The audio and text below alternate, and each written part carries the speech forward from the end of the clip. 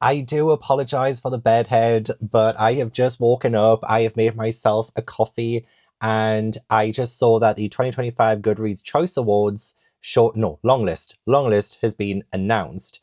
And I am very excited. I don't use Goodreads anymore. I haven't used it in a while, but I will partake in the Goodreads Choice Awards. Back in 2021, I did the middle grade and children's shortlist. And then last year, I did the romantasy shortlist. And this year, I actually have no idea what I want to do. What I plan on doing in this video is going through each of the, categories and choosing, whichever one has the most books that I'm interested in. So I'll do like a little tally. I'll say which one I am the most excited about because I am at a place in my life this year where I don't want to force myself to read things that I don't really want to read. Like, to be fair, the romantasy selection last year, I had it in the back of my mind, maybe this might not be the one for me. However, I did find some new favorites in that blog. And actually, one of them has a sequel coming out next week that I'm genuinely so excited for. But in this video, I'm just going to go through each of the categories and I'm going to get myself some caveman tools. I need a pen and paper. And we are going to do this the old school way. And I am just going to say what I fancy, which category I fancy. So yeah, I don't use Goodreads anymore. I use Storygraph. I wish Storygraph would do some kind of choice awards thing, but I'm very excited for the categories. I wonder if they've taken any out. I wonder if they've added any. And I'm not really that well versed in the Goodreads Choice Awards, to be honest. So I'm probably not going to actually know what they've included or taken out. I believe they took out the graphic novels last year. They also took out like the middle grade, which I was rather disappointed by. So let's do it. Let's see what is happening. Let's see what's happening. Okay. So opening round, amazing. Oh, okay. There's already. I don't want to look at the side. I don't want to look at the side. Okay. So we've got fiction, historical, mystery and thriller, romance, romantasy, fantasy, science fiction, horror, debut novel, audiobook, young adult, fantasy and sci-fi, young adult fiction, non-fiction, memoir, and history and biography. Okay. I don't think they've added any or taken any out. I don't think. All of that sounds familiar, I think. Okay, so let's do this. Let's go into fiction first. Okay, fiction. Life and Death and Giants, We All Live Here, People Like Us, Emperor of Gladness, Wild Dog Show, Dream Count, 3 Days in June, Guardian and Thief. Okay, this is not the category for me. Fiction, 0. I'm sorry, but none of that looked like it would be interesting to me. Historical fiction, okay.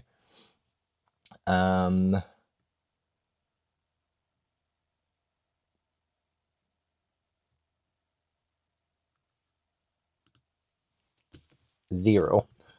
Okay, we're off to a cracking start. Mystery and thriller. Okay, this might be where things start to happen. I've never read a Frida McFadden book before, so that could be interesting. S.A. Cosby. Wait, there's 2 Frida McFaddens. Wait, Reese Witherspoon wrote a book? Well, Harlan Coben. I mean, I knew she had a book club, but I didn't realize Reese Witherspoon wrote a book. What? I think this is a sequel, this Vera Wong book. I think it's a sequel. 3 Frida McFaddens? Greedy bitch. Impossible Fortune. I read the first Thursday Murder Club book and I really liked it. Not Quite Dead Yet. Could be interesting. Okay, hang on. I need to actually count. Okay, so I will be interested in reading Frida McFadden. So 1, 2, I guess 3 Frida McFaddens. S.A. Cosby, 4. I'm interested in this Reese Witherspoon book though. Wow. Karen Slaughter I've never read before, I don't think.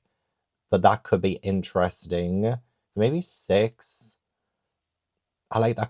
The thing is, though, I'm just going off of vibes. I'm going off covers and vibes. And if I've heard of the books before, which I haven't heard of half of these. Oh my gosh. Okay, hang on. I've lost count. 5, right? It was 5. Maybe 6 because the Ghostwriter looked pretty good. I would like to read the first Vera one, but I'm not really great on sequels. Lisa Jewell I've read before and I wasn't the biggest fan. Not Quite Dead, so that would be what? 7? 7. Okay, I think mystery and thriller, we might actually have 7. And this is just off like what I've seen before, author, reputation. Okay, romance. Let's try romance. Have I read any? That is the question. Butcher and Blackbird sequel, I believe. I still haven't read the first one. I love Kennedy Ryan, so we've got 1. I saw my friend Gabby read If It Makes You Happy because she came to New York and Sleepy Hollow with me, and she read this book. She did say it was pretty long, so I guess that's two, maybe. I guess I would like to read it. Not interested in Elsie Silva. I DNF'd Say You'll Remember Me by Abby Jimenez. Did not love. I do not like Emily Henry's books, unfortunately. I do not like them. Ali Hazelwood, I guess I could. I did not like Deep End. I DNF'd it. So, oh my god, I've got like 3 DNFs. 3? 2? 2 DNFs in this. So 1, 2, 3. Taurus season, I think I have the ALC for, so maybe 4. Gingerbread Bakery, 5. Okay, that's 5 for romance that I would be interested in. See, I always get this feeling whenever I look at these. I'm always like dead hyped to make a video, and then I get to the nominations, I'm like, oh my god. Okay, romantasy.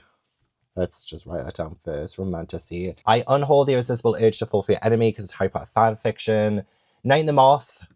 I'm interested in. I've unhauled Rose and Chains. Is that not like another Harry Potter fanfiction? Jesus H. Christ. Enchantress, I'm about to read for my anticipated sequels vlog. That's another one of the books I read in the first one. I read Phantasma in the first romantasy one. So I've got Night in the Moth, Enchantress, I'm excited about. Immortal looks good. I like Solan Tan. No, absolutely not. I think I didn't. Was it a DNF? I think it was for Assistant to the Villain. Read that for last year's romantasy. No. Companion of Tales, I'm interested in like the first book, so that's 4. Made by Ali Hazelwood, 5. Which is like in keeping 6. I unhold alchemized Harry Potter fanfiction. Wow, so much Harry Potter fanfiction in this fucking. You know what? We're just gonna. I did romantasy last year. We're not gonna include it. We're not gonna include it this year. Okay, fantasy. This one could be a good one. Brigands Bread Knives, I'm about to read for an anticipated sequels video. King Sorrow, I have. Hemlock and Silver, I do love me some Take Kingfisher. I cannot be reading any Stormlight Archive, Wind and Truth. That's way too big. I have Catabasis, darling. I have that, so that's 4. Strength of the Few, I'm about to read. Where is it? Oh, you're sitting on it. You're sitting on it. Strength of the Few, I'm about to read. So I wouldn't be reading it for this video. But that's still 5. Raven Scholar, 6. I've read Watermoon. Bury Up Bones Midnight Style I have, so that's 7. I'm reading A Drop of Corruption right now, so that's 8. Resistance of Witches sounds good, that's 9. I DNF The Devils, hated it. Is that all? I unhold the first Holly Black book. I unhold that. The thing that I'm really worried about, though, is that I'm pretty positive Wind and Truth will probably win. It'll probably win. And it would mean I would have to read the first book in the Stormlight Archive. Can I do that in the King's Sorrow is like 900 pages. I own it, but like, oh my god. Okay, so how many? Okay, fantasy has 8. Oh, it's currently the front winner. Fuck. I mean, I would like to read fantasy, but like at the same time, I'm doing my fantasy bingo challenge at the minute. Science fiction. Science fiction. I keep saying that when the moon hits your eye like a big pizza pie. That's amore. I keep saying that around. Maybe I would be interested in reading this one. I don't know if I've heard of some of these other ones. I like the cover of Waterback and Noodle too.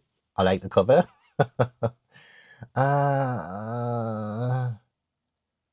Adrian Tchaikovsky. Maybe I would be interested in. Is that a sequel? No, it's not. Okay, maybe 3. I have been interested. I've read Death of the Author. Nicholas Binge. I read Ascension. I read Ascension and I didn't like it. So I don't think I would want to read another Nicholas Binge. Okay, 3. 3 for sci-fi. Oh, horror. Okay. Hopefully horror. Possession of Alba, Diaz, I'm very interested in. Lucky Day, I'm interested in. Witchcraft Wayward Girls, I own, I'm very interested in. Play Nice, I'm interested in, so that's 4. Gabby read The Haunted Pains Hollow when we went to Sleepy Hollow together, so that's 5. Blood on Her Tongue, I read and loved. The Lamb, I still need to finish. I started my Haunted Castle vlog, and I still need to finish that, so 6. I've read The Buffalo Hunter. The Bewitching Silvia Moreno-Garcia. There have been some that of hers that I wasn't the biggest fan of, but I could still say yes, 7. I've heard good things about What Hunger, so maybe 8. Immaculate Conception, 9. I'd be interested in. Hungerstone, 10. Breathe In, Bleed Out. I am trying to save for a video. I'm hoping that doesn't get in the top shortlist, even though that's awful of me to say. I'm kind of hoping that it doesn't, because I'm saving this for a video next year and it's a very specific video and I need to read it for this video. But still 10. So Coffin Moon, 11. We Love You Bunny, I just DNF'd. I could not stand it. You Were Meant to Be Human, I have. Bat Eater I've read and loved. Never Flinch. See, the thing is, though, I don't want to read a Stephen King book because I'm doing my Gavin Reads All the King. I'm going in publication order, so I can't read Never Flinch. I can't read it. I know for a fact that is going to be in the shortlist. I know for a fact I can't read it. I won't be able to read it. And if that ends up winning, I can't do a genre. Oh, maybe I'm just going to have to read it because by the time I get to Never Flinch, it'll be like 2028. Like by the time I get to it, I could just read it. And then When the Wolf Comes Home, I actually read and loved. Bat Eater, yeah. So actually, there's so many in the horror section that I freaking cannot wait. So let's redo it. Oh, I've also read Darcy Coates before as well, and I kind of liked what I read. Okay, so I'd include that as well. So I've got 1, 2, 3, 4, 5, 6, 7, 8, 9, 10, 11, 12, 13, 14, 15. Like, there's 15 in the horror that I'm actually wanting to read. Anyway, let's go on to debut novel. Oh, I really want to read When the Tides Held the Moon, like, so badly. I really want to read that. I own it and I need to read it. The Witch's Orchid, I love that title, so I guess 2. Junie as well, I think I've seen that one. I think I've seen that one around, so 3. 3.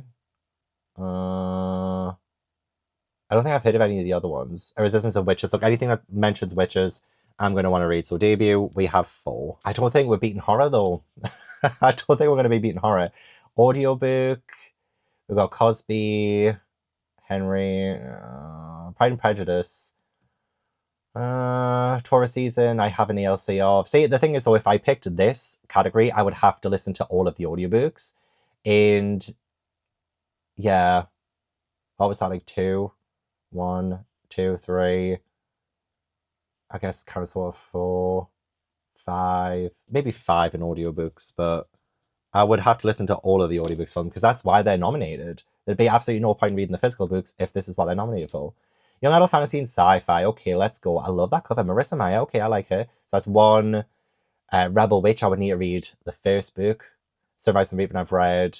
Oh, Hecate the Witch I own and I would love to read. So that's 3. Oh, Hazel Thorne. Yes, that's 4 because I freaking loved the first book by C.J. Drews. Don't Let the Forest In. Otherwise Post. Oh, that looks nice. 5. Language of Dragons. 6. Infinite Fate. 7. I think that's it. Breath of the Dragon looks good. Okay, 8. 8.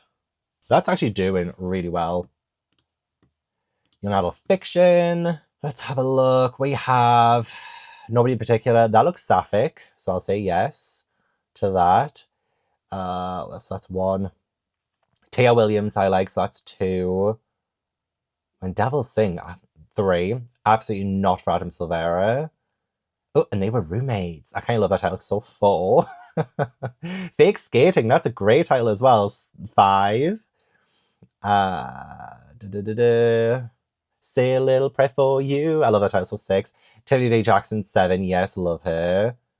Falling Like Leaves looks cute. So that's 8. Oh, You Found Oliver. 9. I love those covers so much. And I haven't read any of those books. So, oh, Wish You Were Here. Elle McNichol. Oh my god, Elle McNichol's been nominated. I love Elle McNichol so much. That's 10. Dayton and Dragons. 11. Wow, there's actually quite a few in the YA that I would actually like to read. Interesting. Non-fiction, I already feel like it's going to be a no from me. Although I have the Idaho 4. I do have that one, and I do need to read it. So I guess that's 1. Memoir, we have... I mean, I do love me a bit of Cher, but it's going to be a 0 for me. I don't really want to do memoir. I also feel like this is going to end up being a no from me. Oh, How to Kill a Witch. Patriarchy's Guide to Science and Women. Okay. The Zog. Okay, maybe that's 2. That might actually be 2 that I'm interested in. Who knew? 2. Okay, so just judging from my very thorough analysis there, it's obviously clear that horror is the winner. So I'm going to sort these out into popular to least popular in terms of Goodreads, because obviously it's a popularity contest.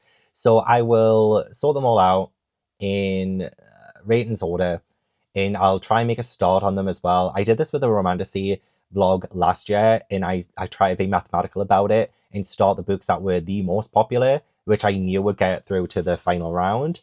So if I end up doing that again this year, then that would be fantastic. But yeah, it looks like we are doing the horror category for the Goodreads Choice Awards this year. Wow.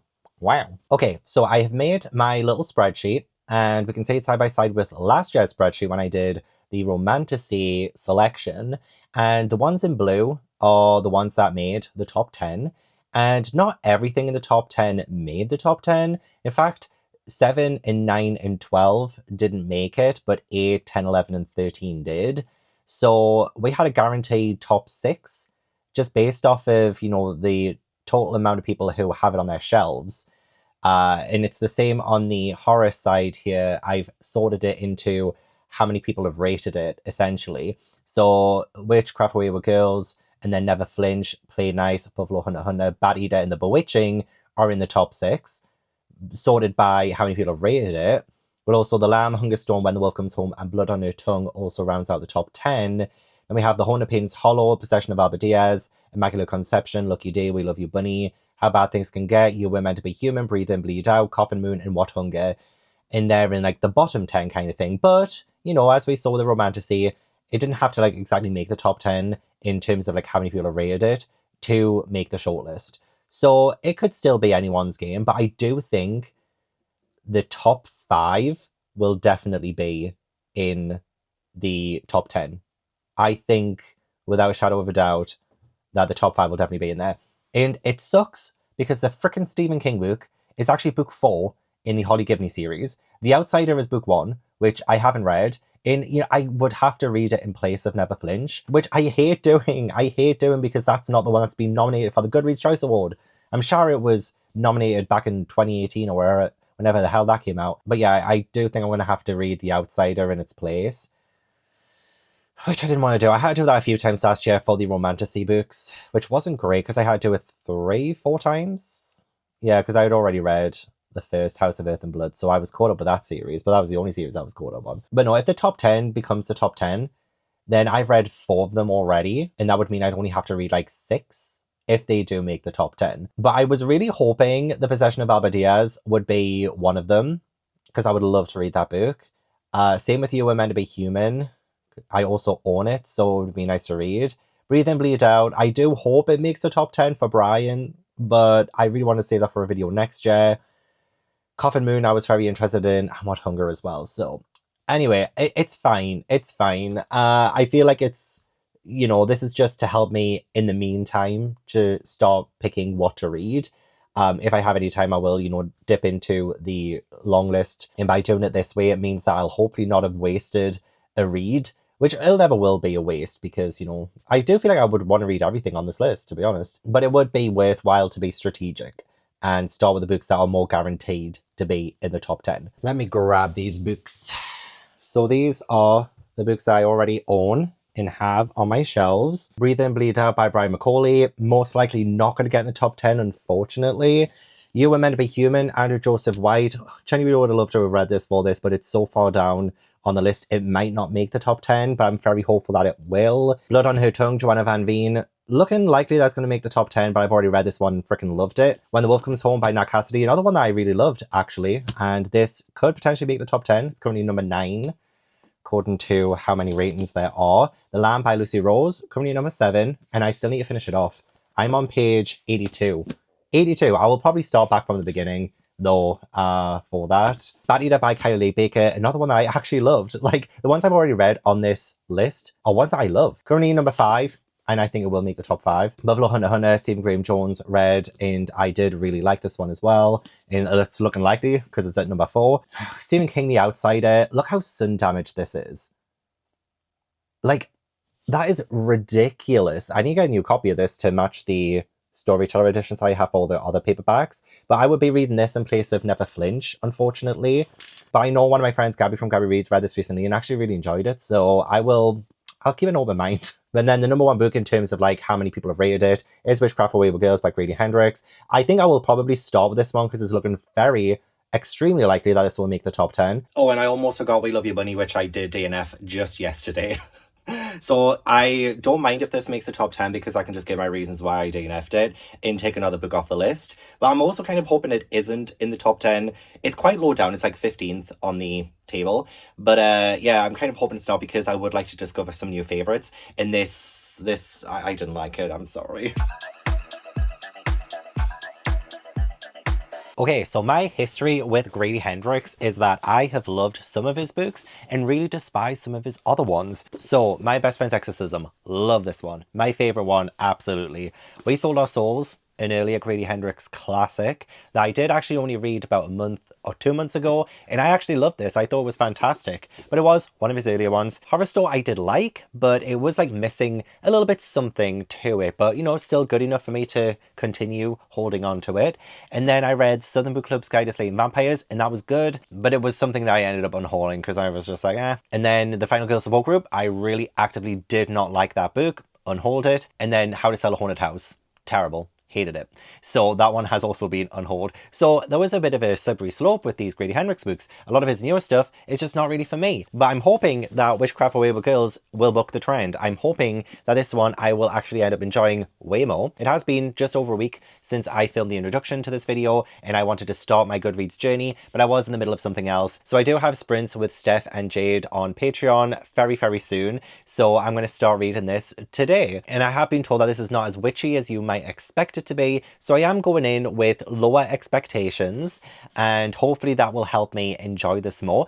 And there have been some people recently who have enjoyed this, who I follow, and I'm like, okay, well, you know, they didn't hate it, maybe I won't hate it too. There is like a school, a home for wayward girls, and these girls are girls who maybe got pregnant or just like kind of lost their way, and they want to take them to this place where they can, you know, give birth in secret and all this and the other. Sounds really good. But our main character in this is 15-year-old Fern, and she is pregnant and she comes to this home for wayward girls. What I'm very excited about this is that it is set in 1970 or the summer of 1970, and Fern ends up meeting the librarian there who gives her this book of the occult.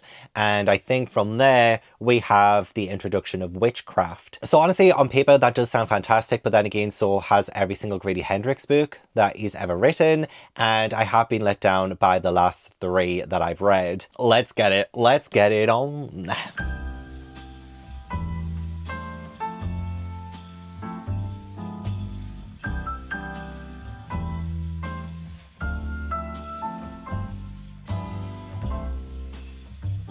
I am still on sprints with Steph, and Jade has just left so that she can get ready for her midnight sprints. And I am now 103 pages into Witchcraft for Wayward Girls. I am so bored, unfortunately. Like, I am very bored by it. Like, I'm not resenting it like I have done some other Grady Hendrix books. There is still time, but I'm just incredibly bored. And there have been like a couple of instances. I'll talk about the things that I like. But yeah, 103 pages in, nothing witchy has happened, like, at all. And I kind of knew, just judging from what people have said about it not feeling very witchy at all. I was expecting it, but honestly, it's still so disappointing that 103 pages in and still it doesn't feel like a whole lot has happened. Something did happen around the 83 page mark, which, you know, still like nothing, a little bit scary, but like nothing that really ties into the whole Witchcraft for Wayward Girls angle. So I'm just like, like, what is this book doing? What I like is this book actually starts with, I think, real life clippings from, or at least like quotes from newspapers. So 1927 from the Mental Hygiene magazine, the average unwed mother is a young moron who as a child had inadequate home training due to the ignorance, poverty and alcoholism of her parents. We have President Bill Clinton in 1994. Did he actually say this? You shouldn't have a baby when you're not married, you just have to stop it. Time 2005. Needy girls who imagine that having a baby will fill the void in their lives are usually in for a rude shock. I like this idea that we have all of this judgment coming from all of these places, because it really does set up, you know, society's expectations on women and the fact that if they have a child before marriage, then they should be shamed for it. And there is so much shame, so much hatred towards, you know, the young girls in this story who are pregnant, and I don't see a single male character owning up to anything. It always seems to be like the woman's fault or the girl's fault, and the girls are paying for it. Like the family's awful. Fern, the main character, I mean, she has a different name at the very start of this. She's given a different name at the home that she has now found herself in, and she has her name is Fern, and her dad drops her off at the very start of this book. What an awful, awful man. But that is exactly what would happen, you know, back then when there was just that much judgment towards young girls who get pregnant, and even like their own parents, their own family, you know, are so shamed by it, and they get so resentful towards their daughters for that. When obviously, like now in today's, I mean, I'm sure there are still people who show so much judgment towards, you know, young women who do get pregnant and unmarried. I'm sure there are still people who judge that, but I'm hoping that in today's society, at least like where I live and where I was raised and things, I haven't seen any shame towards anyone who's gotten pregnant before marriage. But it is eye-opening to see that much vitriol and hatred towards these poor young girls. You know, like it's not their fault, and the way it's framed is just so unnerving. And I feel like that's probably where part of the horror comes from. It comes from, you know, society's judgment of these, you know, poor girls. I think that's where the horror is coming from to begin with this story, is that the horror are the humans, that the horror is the awful society that we live in that shames young girls for getting pregnant. Yeah, the car ride with her and her dad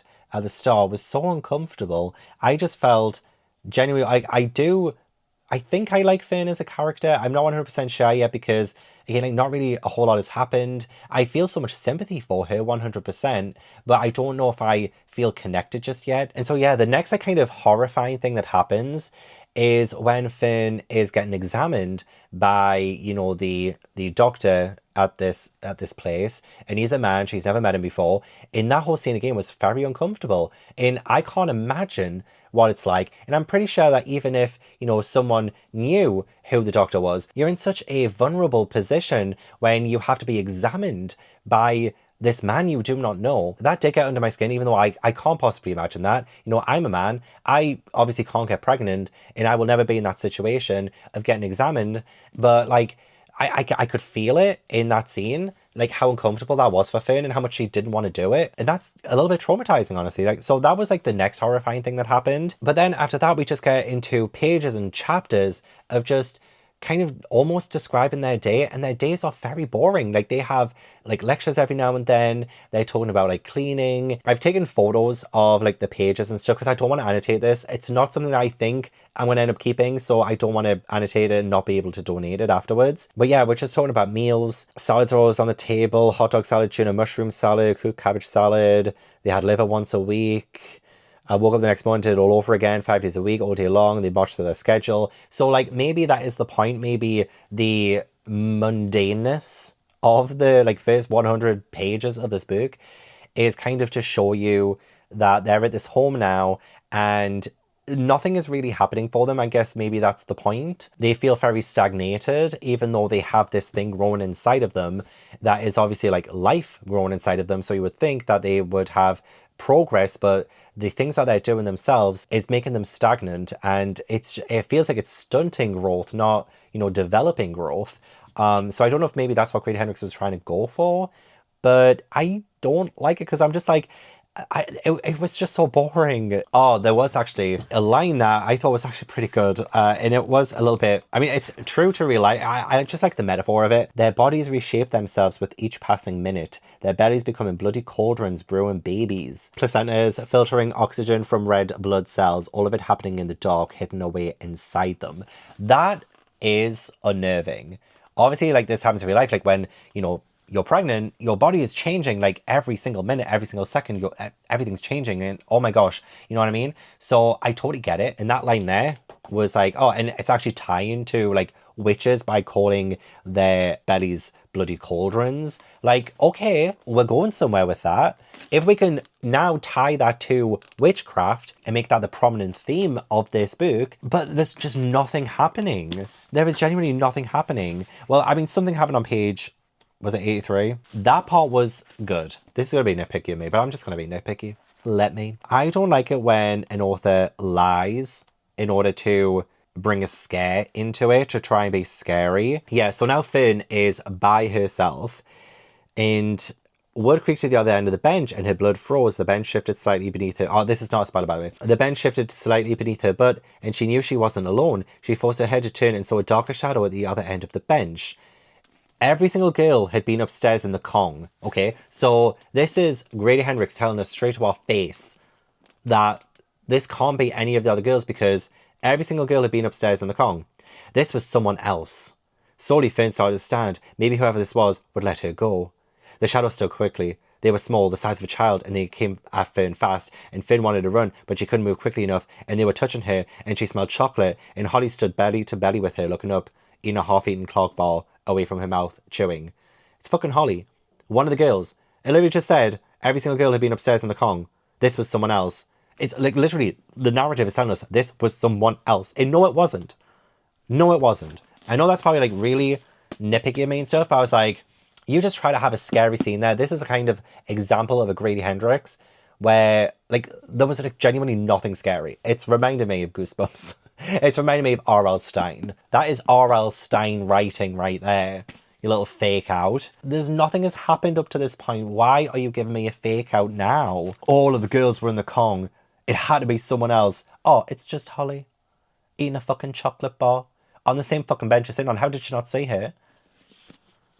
Middle of the fucking day. So yeah, in the summary it does say that Finn meets a librarian who gives her an occult book about witchcraft. We are like maybe a quarter of the way through this book. Nothing. The only witchy thing was that whole cauldron metaphor. Even though I knew going into this, not going to be that witchy, I'm still disappointed. But I do want to keep a positive mind and I want to read the rest of this. I don't know how much longer we're going on sprints. I might get more of this read tonight, but I want to keep positive. I want to keep positive. I'm just waiting for this librarian. I just want this occult book like right now.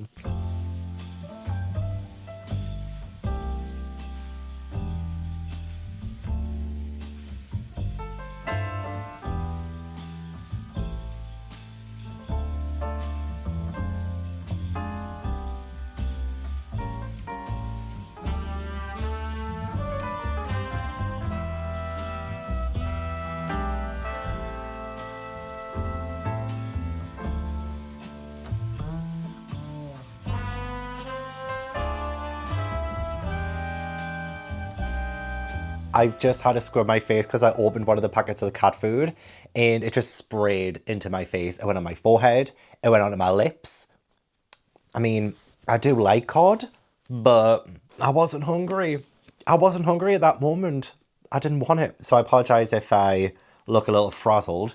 I was also using the walking pad as well. So, I mean, I wish I didn't do this, but it was, you know, the Black Friday sales and I really wanted a walking pad for at home so I could, you know, read books and walk on the walking pad when I need to, try and hit those 10,000 steps a day. And it is great. Like, part of me is glad I have it, but I have just closed my Patreon and opened YouTube memberships instead. And I built Patreon over 5 years and starting from scratch is genuinely terrifying. Like I didn't think it through financially, honestly. So I'm just like, that scared me more than anything this book really did.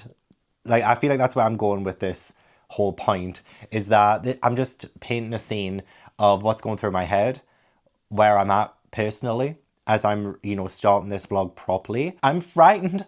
I'm frightened, NEM. I'm frightened. But yeah, I did that yesterday and I've been trying to sort it out today as well. But I mean, I'm very happy I'm doing memberships now instead of Patreon. It will work out in the long run, I am sure. Positive mind, positive outcome. But yeah, I took yesterday as a day of like trying to fix all of that and sort all of that out. And yeah, on Friday was when I did the sprints. It's now Sunday, so I managed to just finish it. See, I can't exactly say I'm disappointed because I went into this knowing that the witch aspect of it was not going to be at the forefront. But I'm just like, there were so many missed opportunities and I could see what Grady Hendrix was trying to do with, you know, the themes and messages of motherhood and, you know, young girls who are put into positions where they have to make these huge life choices that are so much bigger than them. And I feel like there's definitely a focus on the fact that men get away with fucking everything and just like the awful oppression that women had to face during this time, even to this day, of, you know, the judgment from society. And so I feel like I've already mentioned a lot of what I think Grady Hendrix is doing. I just think that by the end of this book, those themes did not show a good enough conclusion, or I didn't really fully see what Grady Hendrix was trying to say at the end. I could see everything was there, but there was no definitive kind of conclusion with that. It's like I myself feel like a wayward reader because I'm like, well, okay, but what was your point exactly? Why were you doing this? What makes you the person to speak these words and to explore these themes? Because I can't exactly speak for like how horrific it is to, you know, be a woman and, you know, find yourself young and end up getting pregnant. I can't really speak to those experiences, and neither can Grady Hendrix really. So I'm like, why did you write this exactly? Like, what was your reasoning? What was it that you were trying to say? What was your point? What was your message? Because at the end of the day, I don't think Grady Hendrix ended up saying anything. There wasn't really like any depth to this writing. He has a very easy to read writing style, and don't get me wrong, I loved Grady Hendrix's earlier stuff. I literally read We Sold Our Souls a couple of months ago and freaking loved it, gave it 5 stars. That was one of his earlier stuff. And now, I don't know, I just feel like someone's forcing him to write at this point. I didn't really feel like there was any kind of passion towards what he was doing with the characters. There was no character development, really. I don't think I really connected with the characters by the end because I do think the writing is a little bit shallow. Like, I don't think there's enough creativity there for it to feel like it's saying anything more than, you know, what it explicitly states. And I'm sorry, but I'm going to need a little bit more than that to like feel what you're doing is effective. So for instance, I don't think there's a lot of creativity when it comes to like the witchcraft element of it and how it ties into motherhood, how it ties into women's bodies changing during pregnancy. And like I could feel it, and I feel like I was like forcing to see this metaphor and to see all of that. And there was like that one line I will mention again about the whole, you know, their bellies were cauldrons kind of thing. Like if we had continued to explore like how the changes would manifest through the witchcraft, but also like in such a physical way as well with their bodies changing, I would get it. And don't get me wrong, there was like very little elements of body horror, and it did get me a little bit queasy because I'm not a fan of needles. I'm not a fan of what it did with the nails. I'm not going into it. I will not go in depth with what I'm trying to say about the body horror and the goriness of it. And yeah, don't get me wrong, like a lot of it is a little bit gory, and I commend anybody who gives birth, like seriously, like honestly, you deserve the world. You absolutely do deserve the world. What you go through. But I'm like, why is Grady Hendrix writing that? You know what I mean? It's like, not that I'm saying like men can't write this, but I'm just like, I don't understand why. Like, there was so many other missed opportunities with this book that I'm just like, why? Why? I feel like I've wasted my time reading it. I'll still give it 2 stars because I do think it is horrifying what women had to go through and the judgment from society and everything like that. And, you know, there's so many things that are oppressing people and putting them down. But I'm just, yeah, I'm a little bit flabbergasted at just how much nothingness there was ultimately here in this book. And I do apologize, like, if you love this book, honestly, I can totally see why. I feel like it really does set up these ideas and themes of motherhood, in womanhood, in all of that. But I don't think Grady Hendrix was skilled enough to see it through. I don't want to be mean. Like, I'm not trying to be mean or anything. Nobody tag Grady Hendrix. Like, he does not need to know about this. But I found this to be such a nothing thing. And, like, again, it's marketed as horror. I guess it depends what your interpretation of horror is. And don't get me wrong, I do find a lot of the ideas of it scary. But I feel like this is probably more historical character drama. You know, it is focusing more on pregnancy. It is focusing more on, you know, having to be forced to give up your child for adoption. And like lots of those things that were heartbreaking, absolutely. And all of the real world horror that entails, 100%. But I feel like the whole witchcraft angle of it was so criminally underutilized and was not fully integrated into the aspect with the girls being pregnant and what they have to go through. I don't think the two things blended well enough together for this to like really give me anything other than disappointment. And I knew going into it as well, but I'm still disappointed. When I mentioned as well in my previous update, I was about to start the chapter where they actually get the book. You know, like how I was saying, oh, I'm like 100 pages in, nothing's happened. Literally the next chapter was when things started to happen. I just needed to have a little bit of patience. And don't get me wrong, there were some elements of witchcraft and some of that was very interesting, but there was, no, again, like no creativity with the spell casting as well, for instance. One of them was just like, oh, repeat it 66 times. or something like that. And I was just like, could we not like have something a little bit more adventurous, a little bit more gnarly? Like show us like how much more horrific casting these spells could be. Make the actual spell casting a lot harder than it was, and just have a little bit more creativity there. It just, like, I am disappointed. I really do want a good horror that is witchy and well written, essentially. So this was the most popular book in the Goodreads Choice Awards for horror, and the shortlist has not yet been announced still, so I can't 100% say this is going to be the top 10, but this is the most rated out of the long list. It has the most ratings, so I have no doubt that this will still do pretty well. Yeah, this is going to get donated to the library. I'm glad I didn't annotate or anything. I just took photos of the pages that I found I had something to say about. Do you want to say Ash getting comfortable as well? I know you do. I know you do. Hello, Ash. Ash, you getting comfortable, are you? You little cutie pie getting comfortable. It's getting darker. Getting darker now. I do have a live show in a couple of hours for a TV show taste test. We are watching the first 3 episodes of Buffy the Vampire Slayer, which I've already seen. I love Buffy. It's one of my favourite shows. But what we're doing is every month we just taste test a different show. So it could be a new show, could be an old nostalgic show, could be a sitcom, could be an anime, could be anything, absolutely anything. So Buffy the Vampire Slayer won the poll for the very first TV show taste test. So the live show's in 2 hours. Very excited for it. And since I do have 2 hours, I'm unsure what I need to do right now. In fact, there's like so many things I need to do right now, but I have decision fatigue and I just don't know what to do right now. I'm a little bit all over the place right now, but things will work out. Things will work out in the end. Well, I might just snuggle Ash then. Ash, do you want to snuggle? Do you want to snuggle? You might be able to smell the cod cat food on my face. Today is the 25th of November. I am in the middle of filming a different reading vlog, but the shortlist has just been announced. So I am finally going to get to see what the top 10 horror books are. And we'll also see if my little mathematical prediction was correct. So let's see what's in the top 10. Imagine if Witchcraft for Wayward Girls isn't even in the top 10. And I'm just like, what the fuck did I just read that for? Let's have a look to see. I'll not look at any of the other ones because they're irrelevant for this video, but let's have a look. Ooh, I just saw Witchcraft for Wayward Girls was in there. Okay. Right, okay. Right, I mean, I really wished that Stephen King wouldn't be there. Honestly, don't get me wrong, love the man, but I really did not want to have to read the first book in this series and not even touch Never Flinch. Never Flinch, more like Never Touch. But yeah, I mean, We Love You Bunny, I recently read, so that's fine. Buffalo Hunter Hunter, I've still read. The Lamb. I've just realised Blood on Her Tongue isn't even there. Oh no, that would have been my vote. I actually voted for that in the long list. Blood on Her Tongue isn't even there. Damn you.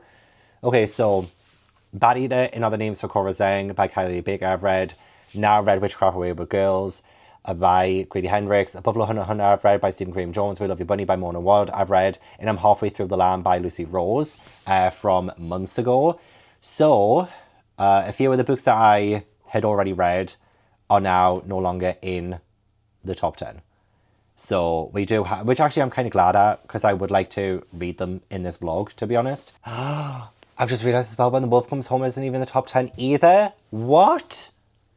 Oh my gosh, who the hell voted? Right, I'm going to colour in the ones that made the top 10. So, Witchcraft for Wayward Girls, yes.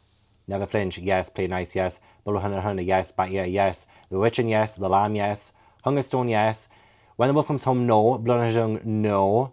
Haunted Pains Hollow, no. Possession of Alba Diaz. I'm glad that made the top 10. I do have it, so I'm excited. Why the fuck did We Love You Bunny get in that top 10? Are you kidding me? Who the fuck voted for that? So yeah, We Love You Bunny. Yeah, that's the top 10 there. That is the top 10. So the exact top 8 made the top 10. And then number 12 and number 15 made the top 10 as well. Honestly, take out We Love You Bunny and put Blood on Her Tongue back in there. Or When the Wolf Comes Home. This is actually devastating. There are still some that I'm really excited to read. Well, actually, I'm excited to read all of them still. I'm excited to read all of them. I'm just gutted about We Love You Bunny being there. Like that, it doesn't matter.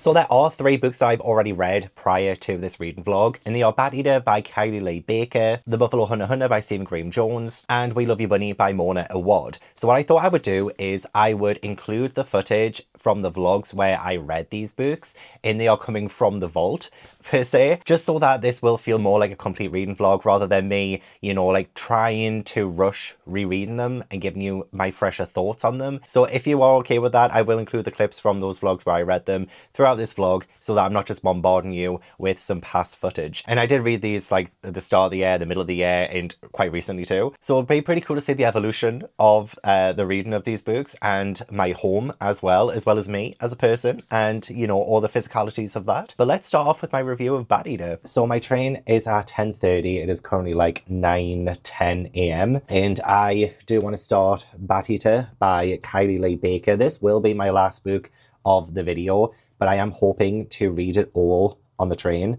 It is only 300 pages, so I think it's totally doable. But this follows Cora. She is a crime scene cleaner, and a lot of that stuff doesn't bother her because she's already seen the worst thing possible. She witnessed her sister's murder. She saw someone push her sister into an oncoming train, and the person got away, but the last words that she heard was Bat Eater.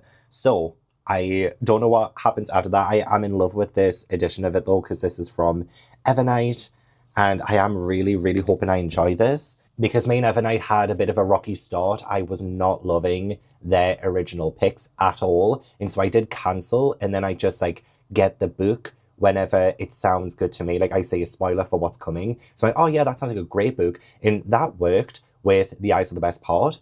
And with this, I'm hoping to have another win. So yeah, I really enjoyed this one. I absolutely loved the first chapter for one. It really hooked me in. I also got a sense of Kylie Baker's writing style too. The author loves to personify things. Pretty much everything was made into a living, breathing thing. So for instance, the subway station was like it was bleeding. You know, you get things like that. You get like New York City was oozing pizza grease and stuff like that. It did maybe overdo it a little bit every now and then, but it did mean that this entire story, this entire setting came to life. And I really thought Cora was a very interesting character. I couldn't quite say that I liked her like that much, but like I did find her so fascinating to follow, especially since, you know, she witnessed her sister's murder and what that does to her and what that does to her psyche. And the fact that she has this very dark job as well of being a crime scene cleaner was utterly fascinating to see how messed up she was from witnessing her sister's death to like cleaning things, like cleaning people's blood off the walls and all of that, and the different reactions she has to it. Like, is she dulled by it?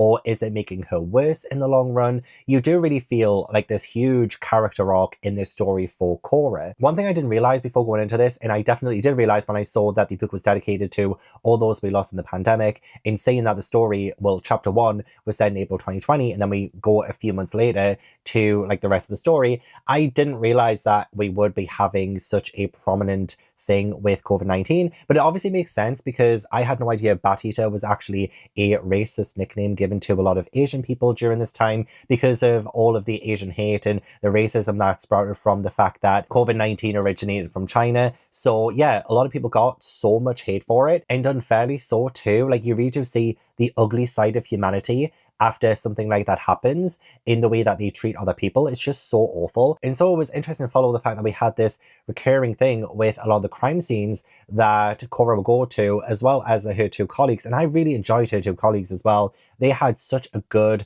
friendship. Like, that wasn't really just a straightforward friendship. It kind of develops as the story goes on.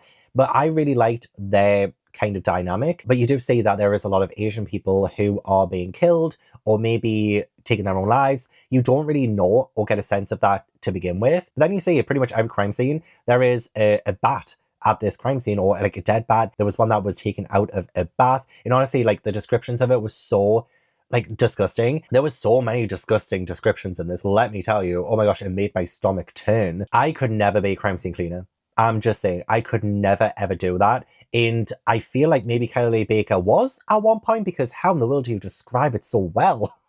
I don't think Kylie Big actually was. Most likely just researched very, very well into the profession and incorporated it into the story, which I really appreciate. It does really feel like this was very well researched in the crime scene field. But honestly, it just broke my heart seeing the amount of racism directed at a lot of Asian people during this time, because that really does seriously affect our main character. And it just leads to so many heartbreaking moments and scenes. So yeah, it really got me. I was reading all of this on the train yesterday, which was, again, pretty full. I was sitting next to a man spreader, and he was sitting next to me for 5 hours. Sitting next to men on trains. Oh, sorry, let me re-clarify. Sitting next to men. Oh, sorry, let me re-clarify again. Men. But yes, I embossed this. I gave it a 4.5. Not quite a 5-star for me just yet. I don't know what it would have had to have taken for me to give it that 5-star. I just finished it and I was like, that was great. That was a really good story. But yeah, I don't think I really know what I needed to do to get that 5-star. It just didn't feel like a 5-star. So this was like a gut instinct, but I knew straight away that I wanted to emboss it because it is one of the better reads I've read this year. And it's definitely like in my maybe top 10 at the minute, which is awesome. I genuinely feel all over the place because I've been filming different vlogs as I've been filming this one. And I think it's been about 2 weeks, maybe 3 weeks since I recorded the introduction. It is now December 3rd. And yeah, I'm a little bit out of sorts at the minute. But I do want to continue reading The Lamb by Lucy Rose. So this is the next book that I'm reading for this video. I did actually start this back in July. I took this to a haunted castle with me.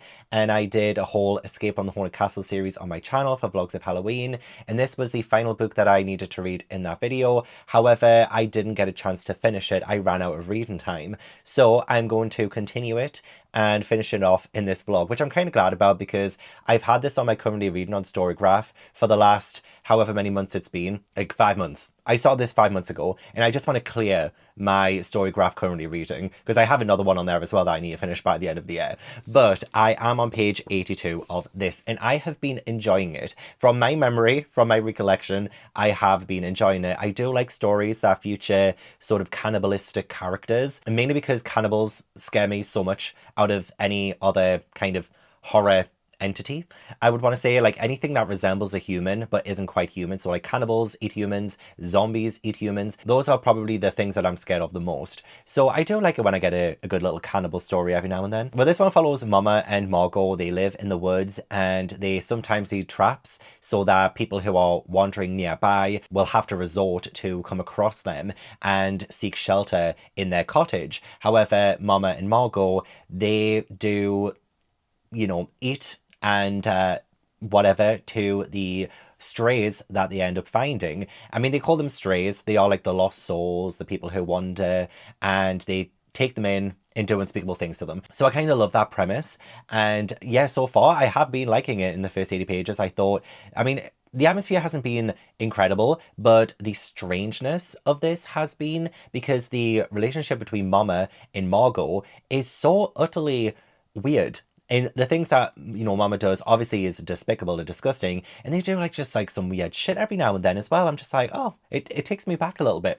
But that's kind of what I like in horror. I like it when I can read a horror novel and it just, makes me go, oh, I have a visceral reaction to it. So I do like it when there are moments of go. I like it when there are some naughty things happening, especially when it really does set the scene and paints this picture in my head of this cottage of horror. And also the start of this book as well, the first line is like, on my 4th birthday, I pulled out 7 fingers from the shower drain. And, starting a book off like that, you can't help but be taken back by that because it's just so not natural. You do have to wonder what kind of characters we're following. And I do kind of like that we get it more from their point of view. So we are seeing more the side of the villains rather than the side of the heroes. So I like that aspect of it as well. I think the writing is absolutely fine. The part where I've come up to and I'm genuinely fascinated by what will come next, and no spoilers, but there is a stray who isn't quite a stray. They see this person and they're like, oh, this person is different.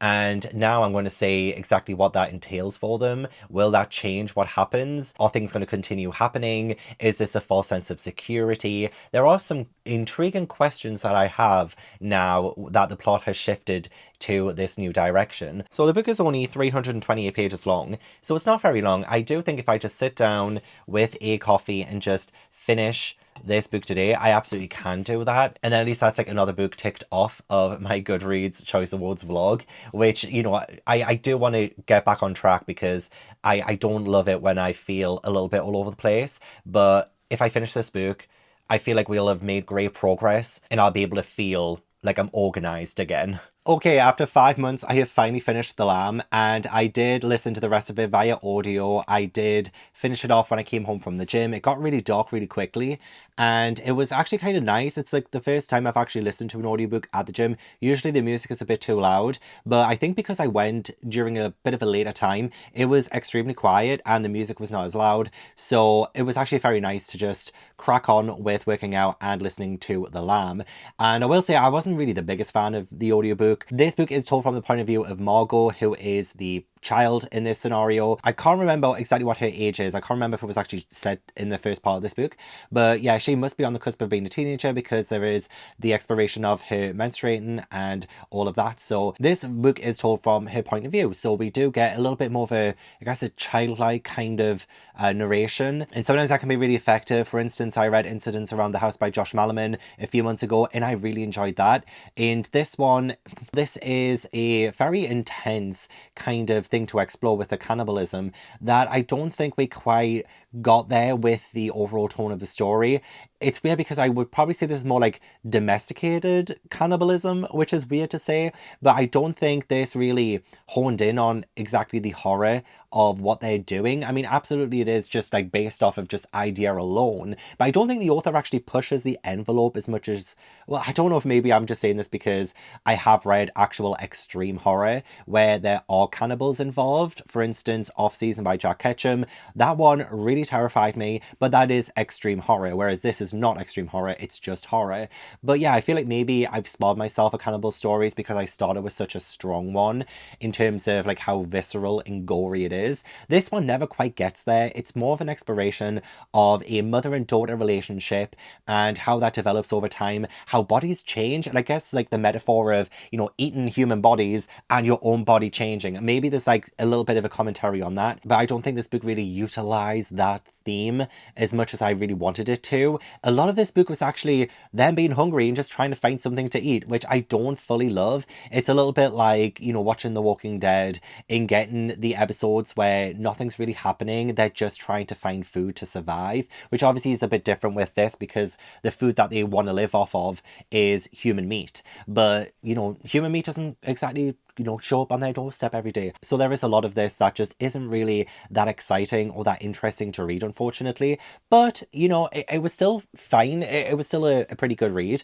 So I would give this like a 3-star, I think. But I was expecting to love this a lot more than I did. And yeah, I don't know if maybe it's because it just took me so long to read that maybe that's kind of affected my enjoyment.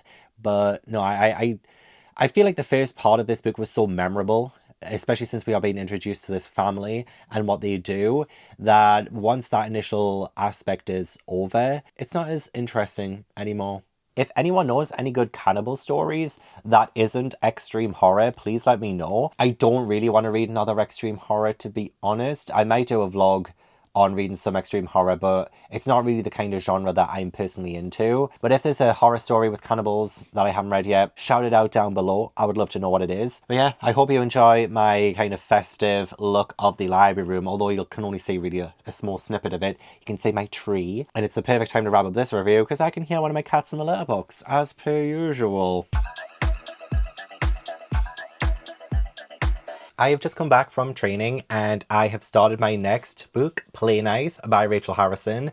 I have decided to read this one next because I do have the physical copy of it and it's quite short-ish. It is only, well, just under 400 pages, and that to me is quite short apparently. But I am only 27 pages in. I did start this morning before training, and then, yep, got home, showered, feeling nice and refreshed, ready to dive right back in. However, it is the 4th of December today, and that means the Goodreads winners have been announced. So I haven't seen the winners yet.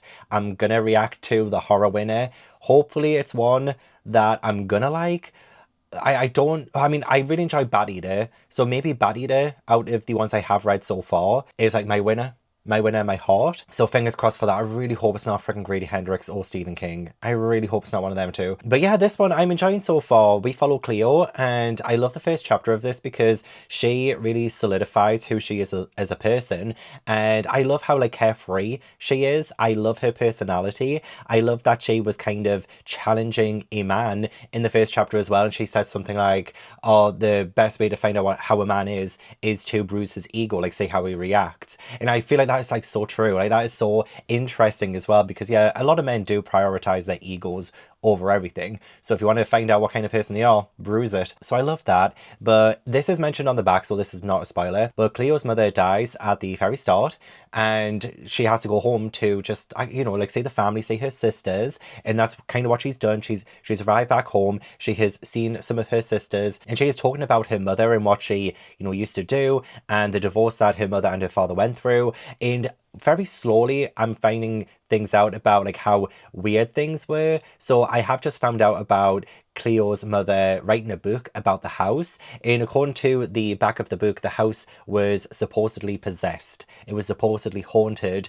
when Cleo was younger, and there was like a demon living there or something. So I haven't found out anything about that just yet. It's still very early days. I'm only on chapter 4. So I'm very excited about that because I love plots like that. I do love a good haunted house story. And this is also my first Rachel Harrison. I do also own Cackle, but I haven't yet read it. So far, I'm really liking the writing style. It's pretty good. And yeah, characters are so far doing it for me. I'm really enjoying following Cleo so far. So this is what I'm going to prioritize reading today. I do tonight want to go to bed at like maybe like 6 p.m, 7 p.m. It is currently 1 p.m. and so hopefully I finish it by then. But I want to go to bed, have a few hours sleep, because tonight I want to do a 24-hour festive readathon. I want to stay up from midnight to midnight, so I'm really hoping that I get some sleep later on, even if it's just for a few hours, just to set me off right. So I'm only drinking a decaf right now, which still has a little bit of caffeine, but it is 1 p.m. I'm hoping it just sees me through for the next like 5 to 6 hours, and so I'm not having any full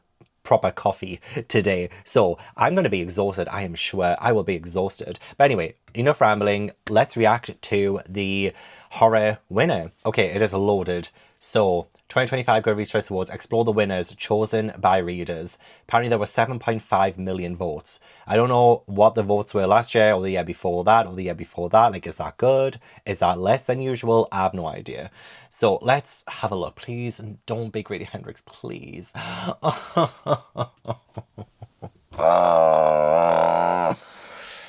Oh, and then of course Stephen King second. The one book that I'm not reading in this vlog. We Love You Bunny is way too high. Way too high. Okay, so here's the top 10. The Lamb just made it. Oh, When the Wolf Comes Home was number 11. Oh, didn't get enough votes. My choice there, Blood on Her Tongue. That's the one I voted for. Oh, and it was all the way down here. All the way down here. Okay. Okay. That is so disappointing. But we all know, again, it's just popularity contest. Grady Hendrix is incredibly popular. Stephen King is very popular. And, you know, part of me is a little bit surprised that Stephen King didn't win, considering it's Stephen King. So on that front, that's kind of good that he didn't. But you really should not. It shouldn't have been Grady Hendrix. It should not have been Witchcraft for Wayward Girls. Oh. And I'm telling you, the people who voted for We Love You Bunny only love the first book. That's probably controversial to say, but it's so bad. It is so bad, which I will get to at some point in this vlog. I'm so disappointed. I'm so disappointed with the horror. Play Nice came 5th. Well, what one romantasy? Onyx Storm, not surprised. Whoa, look at the difference between that two. Also, look at how many people voted in romantasy versus horror. I mean, it's still a lot, but first place here is 59,000. And then first place here is 298,000. Holy moly. Right, well, I'm leaving that. I'm leaving that. But I do actually want to give you an update as well on my reading and what it is that I'm reading in this vlog, because I have made a little change. I am swapping The Outsider out, because this was going to represent Never Flinch since this is the first book, for Immaculate Conception by Ling Huang.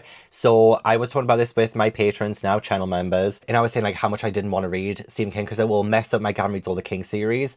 And they were like, well, just swap it out for one that you would love to read instead. Like, you don't have to force yourself to read a Stephen King book in this video if you want to save it for a different project. And I really, really do. I don't want to ruin my Gavin Reads All the King series. So I'm swapping out Never Flinch, The Outsider, for Immaculate Conception, which I know didn't get very high up in the Goodreads Choice Awards. It came 17th out of 20, but this was the one that didn't make the top 10 that I was the most excited about. So I'm doing it. I'm doing it. Like, this is a rule that I'm doing. Maybe in the future as well, for future Goodreads videos, I can have like one swap. If I want to swap one out from the shortlist that, you know, a book didn't make it and I wanted to read that more and it's a sequel as well that it's replacing, then I will 100% do that. I don't want to read a sequel. I don't want to read this right now. So I'm going to replace it with Immaculate Conception. So just giving you an update on my reading. So now I will be reading the rest of Play Nice. It looks like my pursuit for a really good haunted house story is still ongoing.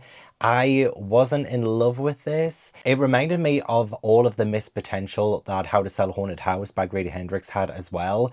I did not feel scared at all during this. I did not feel the horror.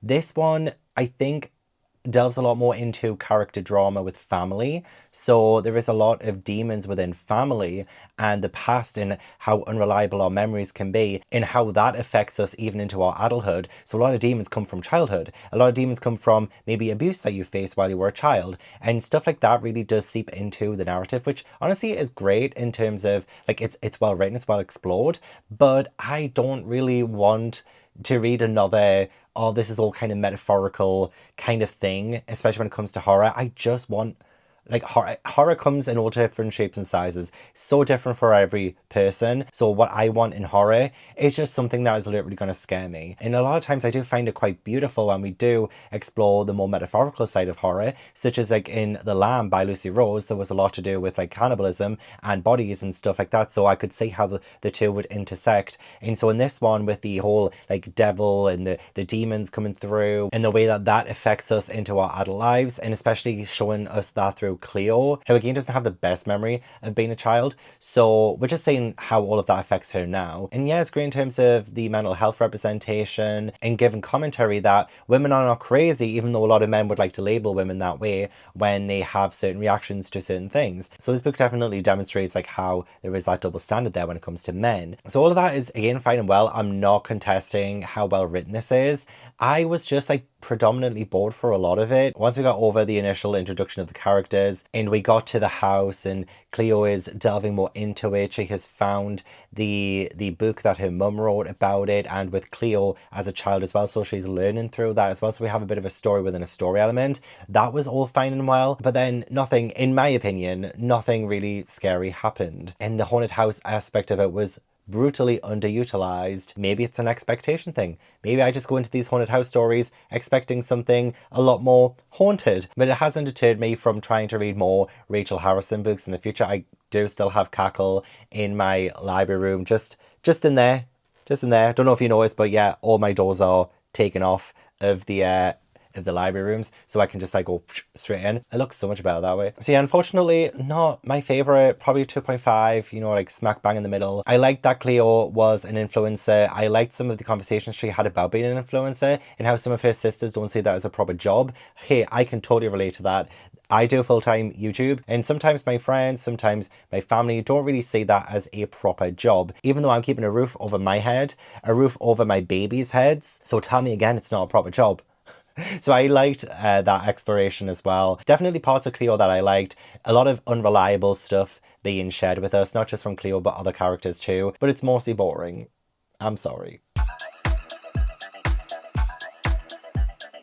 I didn't really give myself a whole lot of time to quickly update you right now because I'm going live in 6 minutes and 37 seconds to do Once Upon a Time. And I have picked my next read, and I am currently 78 pages into it. And that read is The Buffalo Hunter by Stephen Graham Jones. This will be my first completed Stephen Graham Jones, which is why I picked it as one of my anticipated. Because even though I soft DNF'd My Heart Is a Chainsaw, I still own it. I would love to go back to it at some point. but I've always wanted to get into Stephen Graham Jones. And I think this new one just looks right up my street because we follow Etsy, and one of her ancestors has left a journal in the walls, like she's getting renovated. She's found her ancestor's journal from 1912, and this journal is slowly starting to reveal some ominous and sinister things from the past. Ash, if I hear you in that toilet as I'm doing an update, yeah, there's like a really ominous tone. Like, not really much has happened so far. I'm still way too early into this to actually let you know exactly what's going on at the minute, but it feels ominous. There is like this really ominous tone to the journal, and I'm invested. I really do like the almost like an epistolary novel format, because even though it's a journal, like the couple of chapters I've read where it's been a journal format, I've kind of forgotten it was a journal because I'm not sucked into it. And also, this happens to be the second historical book that I've read for Summerween. Isn't that interesting? Anatomy was historical, and then this one as well. And so far, there has been a little bit of colonial violence, and I'm interested to see like how that further develops and how the horror of this novel really comes to the forefront through that, as well as like the other little weird things that have happened so far. So I can't really talk too much. Only 3 minutes now. I did want to make myself a decaf coffee. Too late. It's too late. I can't make a decaf coffee in 3 minutes. I'll have to do it after the live show. But no, so far so good. And this actually has a few people I do like who has given praise to Stephen Graham Jones, Stephen King, Josh Malerman, Paul Tremblay. They've all wrote books that I've liked. Whereas when I started the Riley Sager book, those peer reviews definitely turned me off. Okay, you're gonna think me really dumb because I didn't realize when I started this novel that it would have vampiric elements to it. And so essentially, like, this is a vampire novel with the horror being woven into it by like the real life atrocities of mankind and what they can do in terms of like genocide, colonialism, and the commentary that Stephen Graham Jones presents to us through it. And so I have just finished Sprints with Steph. I'm now 319 pages in, and I do want to finish this before the end of day 4. So I will be going downstairs after this update to finish this book off. But I have really been enjoying it so far. It feels so literary, which is something that I don't typically like read. And like, I don't think this is described as like a literary novel, but the writing style is very, very, you know, lush, very descriptive, sometimes very visceral as well. Like, oh my gosh, there's a lot of talk of blood, and sometimes that like really makes me gag. Like, I feel a little bit sick reading that. But it's interesting what Stephen Graham Jones does with a lot of the plot and how that ties into like genocide and what the people are doing in his sections. So yeah, this is predominantly the journal. Like, this is all happening in 1912. We had like one chapter in 2012 at the very start, but we are predominantly in 1912. And I am listening to the audiobook as I'm reading this because one of my patrons, Megs, did say that the audiobook is fantastic. And I am really happy that I am listening to the audiobook with this because the audiobook narrator is so good. Like, I love his kind of like gruff voice in a way, but also there's multiple narrators. And so I would not have really got that from just like reading physically. I mean, if you like really look into the text, I'm sure you would, but like having the different narrators as well helps me to keep grounded in what's going on. There's a specific quote that I really loved. "What I am is the Indian who can't die. I'm the worst dream America ever had." Like, I think that speaks so much to what this book is trying to do and trying to say. I find Good Stab to be so incredibly interesting. And yeah, I don't even know what I've said about this book, or I can't remember what I said about it last night. I feel a little bit all over the place with it because it's not really typically what I gravitate towards to. But having that historical element, and after reading Anatomy as well for Summerween, I feel like maybe I am getting more into my historical. It doesn't really like feel too historical either, because I do think a lot of what it says is very current, very present. We are not too far off from a lot of the atrocities 100 years later. So saying I enjoy this is hard to say, but like, I am really liking this one. I think I'm reading it at the right time as well, because I feel like if I had to try to read this when my brain wasn't really cooperating, maybe I wouldn't have liked it as much. But no, at the minute, I've just been having a good time reading what Stephen Graham Jones has been writing. So it is 7 p.m. now. I think I'm going to go downstairs, have a little bit of a break because I've been sprinting for some time today. But I do, again, want to finish this tonight. Oh, I did end up really loving the ending of The Buffalo Hunter Hunter. And I don't know what it needs to do to get a 5-star. Like, I feel the same way with Anatomy. I feel the same way with so many books at the minute. I'm giving so many books 4 stars, but I'm not giving them 5 stars. I'm not getting that 5-star feeling. But I love the ending of this. I loved what it implied. I loved, like, one of the main themes is like breaking the cycle of violence. And I have been watching Full Metal Alchemist Brotherhood recently, and I have 16 episodes left to watch of it. And that also delves really well into like themes of genocide, themes of violence, and how you can break the cycle of violence yourself. And this book really did delve so well into that. It was very dark, very hard hitting, but it still had some hope. It still had some hope there by the end too. I feel like if you're a fan of a story within a story, because we do go back to 2012 at the end, so it had a really interesting structure in this. I think if you like that kind of story, I think you would probably end up loving this. I don't know if maybe like the style of writing will draw everyone in. I know if I'd read this at a different time in my life, I probably would not have liked it as much as I did, but it was like the right amount of gore, it was the right amount of history, and there were some fantastic characters in here who were pretty much the mouthpiece of the themes that Stephen Graham Jones is exploring. So Goodstab and Arthur, oh my gosh, fascinating, absolutely fascinating. And this is definitely a book that I would emboss as well. I don't think this is a one-time read for me. I do think I would like to revisit this in a few years. I definitely want to keep this in my collection. I definitely want to read this again and maybe try and annotate as well. I didn't do any annotations in this. I was a little bit scared to, just in case I didn't keep it and love it.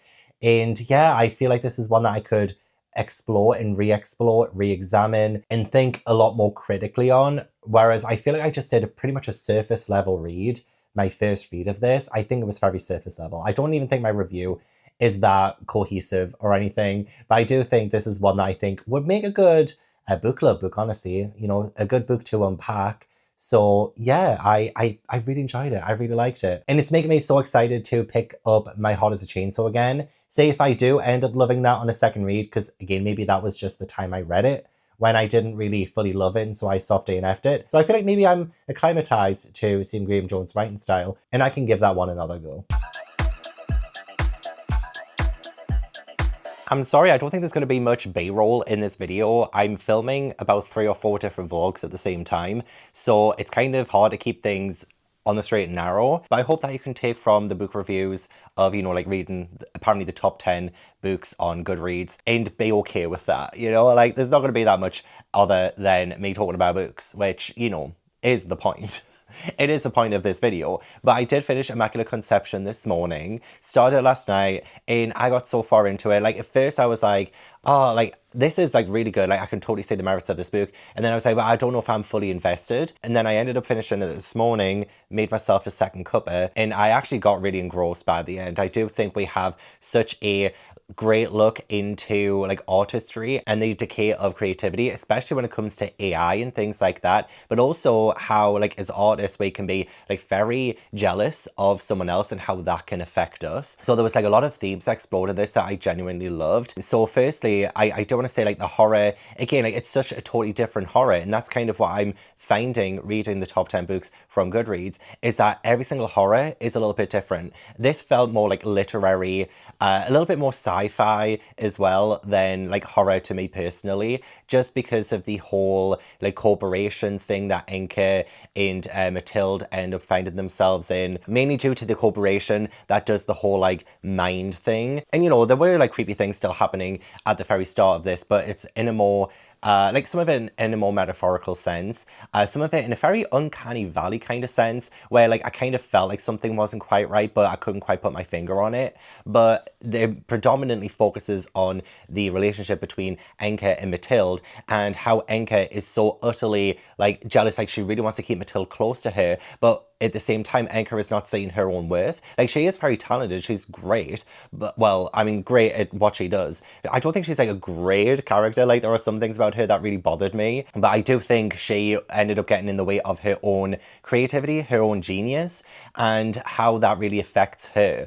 And, like, I'm not saying I'm a genius or anything like that, but comparison is always like such a killer to creativity, and I totally understand and relate. Like my first few years on BookTube, and I guess even to this day as well, it is so hard not to compare yourself to other people who do the same thing as you. I mean, I'm definitely better at it now. I don't let it affect me now as much as I did when I first joined BookTube. I was bending over backwards trying to get people to like me, trying to be friends with everyone, comparing myself to people who were doing so much better than I, and thinking, what can I possibly do to improve? Like, what can I do that's like them to make my channel better and to make my time on BookTube better? When really, all I had to do was just go with my flow and just stay in my lane, and that's exactly what's helped. And comparison has really, hello Ash, comparison has really killed my journey on BookTube at the very start, and I wish I had have just focused on myself, and I probably would have found my footing a lot quicker than, you know, letting the noise around me permit my journey.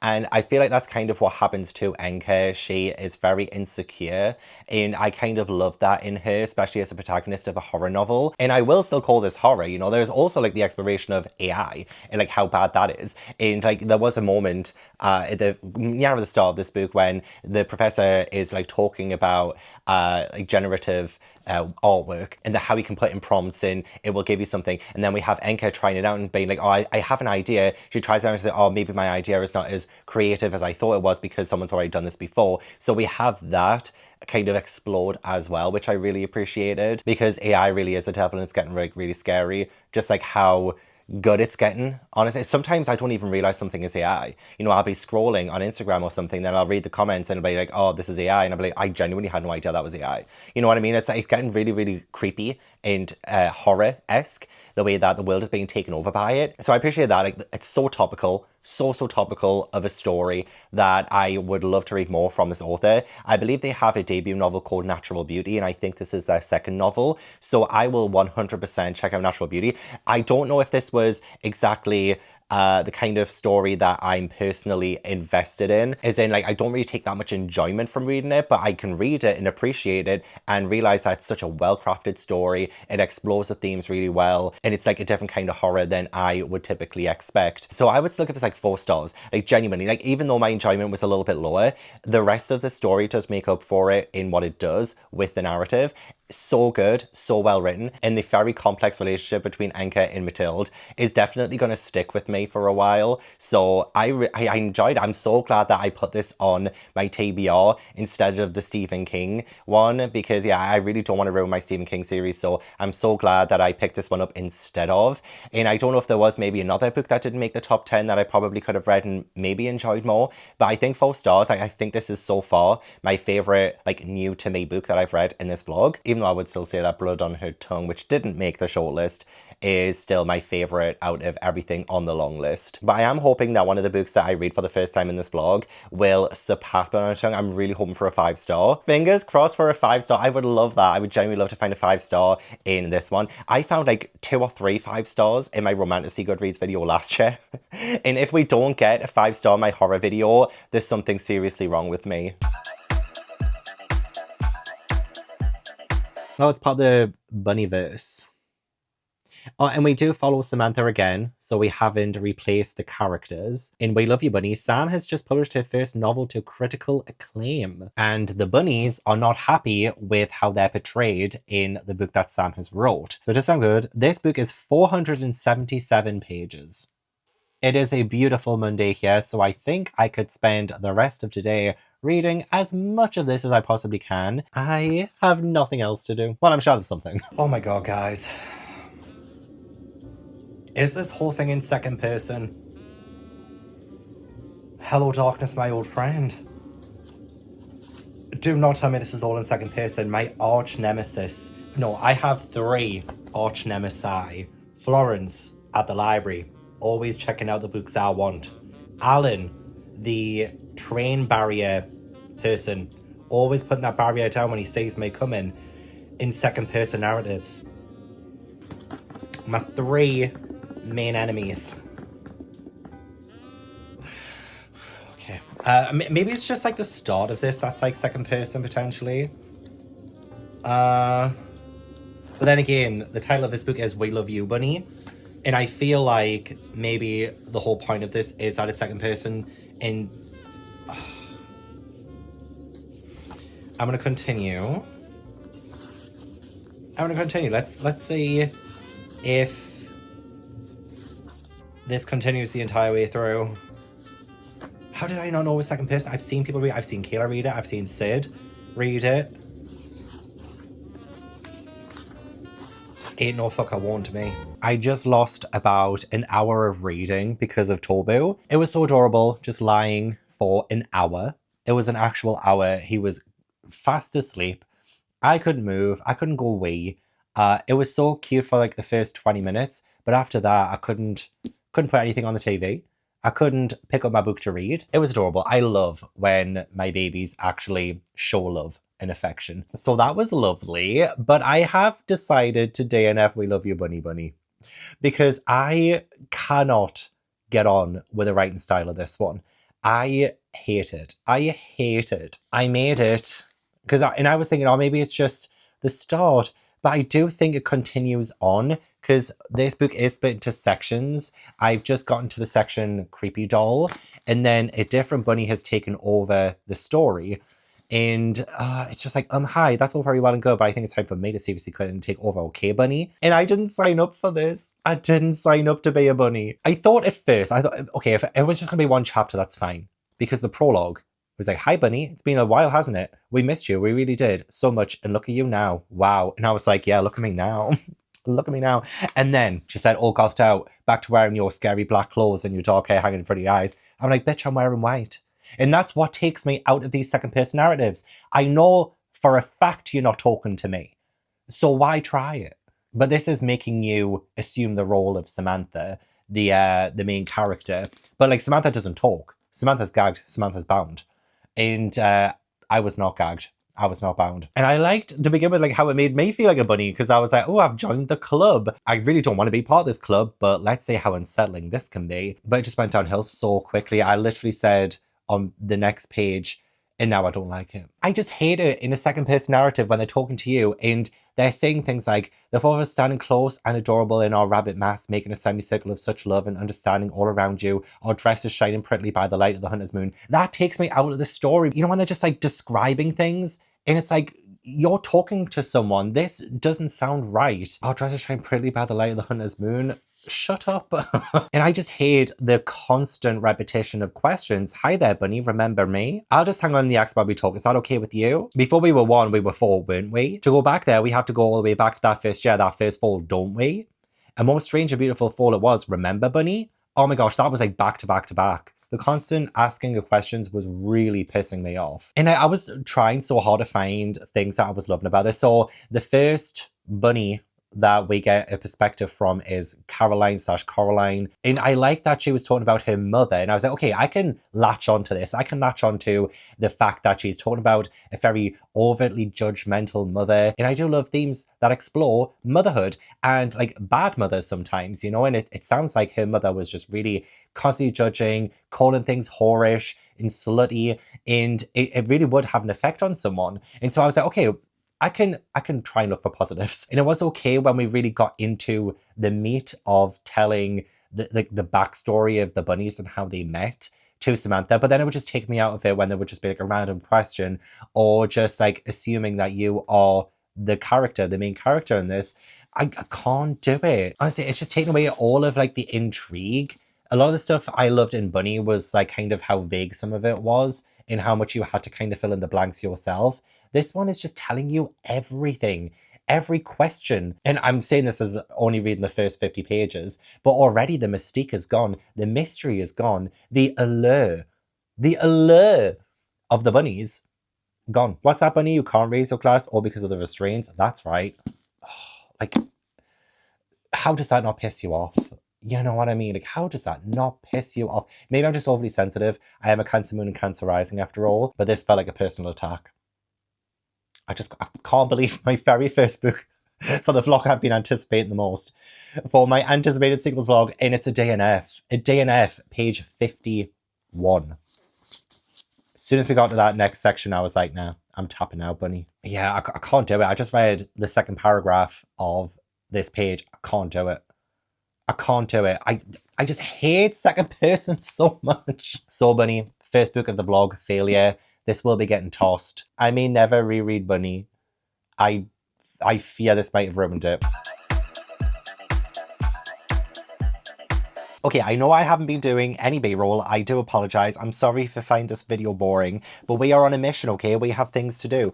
And I did do a new bookshelf earlier today as well. I don't want to show you too much because I do want to do an official home library tour, and I want it to be the last one I ever do, so I'm doing so many different things to my library just to see what sticks. And I do want a new home library tour. It's start 2026. It'll be the last library tour I do in hopefully like 5 years. Like, I don't want to keep changing things up, but I'm so happy and satisfied with how it's turning out. But I'm not showing you too much. I ain't showing you too much, except, you know, I've got like Nessa's feet right behind me, so if I accidentally hit my head, it's because that bitch has kicked us, okay? Anyway, I did spend today reading Hungerstone by Kat Dunn, and like, okay, I really enjoyed this, but at the same time, I'm like, maybe it's just me, because like, horror is subjective. Horror is so subjective, but everything I'm reading is like not scaring me, or like, it doesn't really tap into that other side of horror. You know, like, there's definitely some horrific things. This is gothic. This is gothic, and it was beautifully gothic. I really loved the writing style of it so much. But yeah, I didn't really find the horror per se. And oh my gosh, I could totally compare this to Blood on Her Tongue by Joanna Van Veen, which I loved as well, by the way. I read that earlier this year. Should have made the shortlist, in my opinion, for the Goodreads Choice Awards. However, it did not.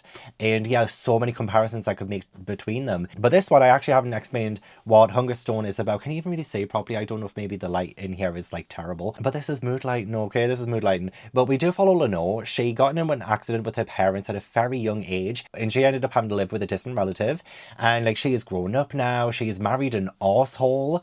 Like, an absolutely, oh my god, I hated him. I hated him. And one day she ends up taking in Carmilla, who needs help and attention, and things in the household start to change. People start getting hungry, and Lenore changes as a person too. And I was absolutely loving those aspects of it, because I think Carmilla, I haven't actually read the original Carmilla yet. I have it, I've owned it for years, but I still haven't read it yet, and I need to. It's so short, like, there's no reason why I haven't, so maybe I should have read Carmilla before this. But there is a character called Carmilla, so I imagine this was inspired by that. Oh, also, I forgot to mention as well, I'm all over the place. I forgot to mention I've made myself a late night decaf oat milk gingerbread latte. It is like pretty late right now, and I just wanted to like sit down and read this today. It's currently Monday, and all I wanted to do today was read and like tune off as well, like turn off all my social media, not look at anything. And honestly, it did me the world good. It did me the world good. Yesterday was such a social media heavy day because it was the F1 final. We're not here to talk about that. We're genuinely not here to talk about that. We're here to talk about this. And yeah, like, so firstly, I think the writing is absolutely amazing, because I have finished this, by the way. I'm all over the place, I'm sorry. But I did really enjoy the writing style, because there were so many beautiful examples of, you know, the gothic, and describing atmosphere, even just pertaining a character to the environment, and just like how beautifully metaphorical a lot of the emotions are and the feelings that these characters have. So say Lenore, you know, we see so many of her feelings and emotions and her confusion as well. There are so many things happening in her life that she's so confused about. Like, why is she so drawn to Carmilla? Why is she having these different kind of feelings? And what's going on with her husband and her best friend Cora? You know, there's just like so many little different avenues that I thought was like, just again, like beautifully explored. But we had things like Lenore saying stuff like, I wanted to marry happiness, but instead I married the shape of it, or it was like something like that. There were just like so many great examples of really good flowery writing that really did lend into the gothicness of it. I was rooting for Lenore to like get her vengeance and to fight back at her husband, because honestly her husband was an arsehole. He was a dickhead. I'm not going to say everything that he did or was doing, but like, oh, he needed to be knocked down a peg or two. And I felt that rage. I felt, well, it was like a very slow build. Like, don't get me wrong, this is kind of a slow book to begin with. And for a long time I was like, okay, this feels more like a character drama again, and I don't really know exactly how I'm going to feel about this. But then we do get little bits of ominous things happen. We see this random person having this insatiable hunger for blood and stuff. It's just like, okay, like, there's little bits that are happening, and it's so spread out. And we are actually mainly focusing on Lenore in what she is going through and how she like fits into this society and her role as a wife as well. So there's just like so many different things that we're exploring, and then the little horror bits are kind of seeping in, but it's not really like outwardly. I mean, blood does get me. Like, I do find blood horrific, and it would make me faint if I saw that. But in terms of scary, I don't think this is scary. But gothic, 100%. I would love it if Goodreads had a gothic category. If Goodreads had got, oh my gosh, I feel like half of the horror finalists and like a lot of the ones that were on the long list, they would belong in a gothic kind of section. And I understand gothic can be a subgenre of horror. I kind of would have loved it if they had separated the two. It's a little bit like fantasy and cozy fantasy, although a lot of the times they will put the cozy fantasy in romantasy. Like the Spell Shop was in romantasy last year. I was like, you know what, there's just so many things that we need to change about the Goodreads Choice Awards and how they categorize the picks, which I understand is kind of beyond Goodreads as well. It's very dependent on how people shelve things. I get it, I get it. We just need some human interference when it comes to it. Just to tidy it up a little bit, just tidy it up. But anyway, sorry, yeah, back to the book.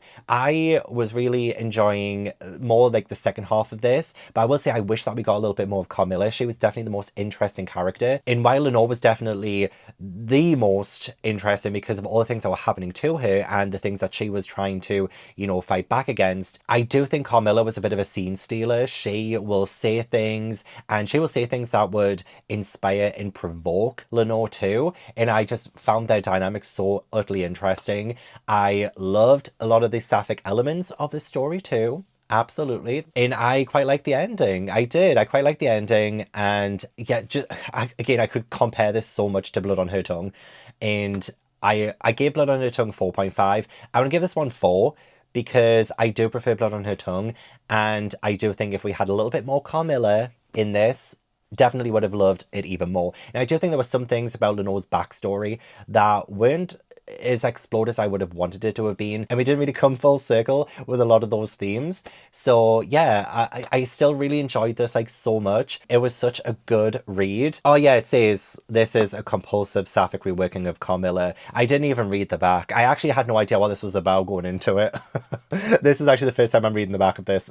Also, it says girls from the local villages fall sick, consumed by terrible hunger. That doesn't happen as often as the summary on the back of this makes it sound. So I would say go into it expecting not quite the summary on the back. I feel like that might set you up for some unrealistic expectations. It's a little bit slower than that. I do feel like this is more delving into character and more so that than it is about people in the village falling sick, which did happen, and when it did happen, that was very visceral and quite upsetting, but it wasn't as much of a focus as it was on Lenore and her kind of independence and her finding the strength within her fight back against that arsehole husband. Anyway, it was good. It was very, very good. Great. Even very much enjoyed it.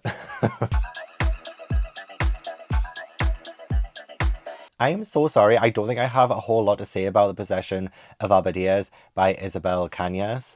And this is my first book by this author. I would still like to check more out, but I was kind of mostly a little bit bored during this one. I don't know if maybe it's because we have yet another one that kind of prioritizes the gothic, that I feel like maybe I'm reading a little bit too much with that similar kind of feel to it, with the similar kind of themes back to back, that I feel like maybe this was just too much at once, potentially.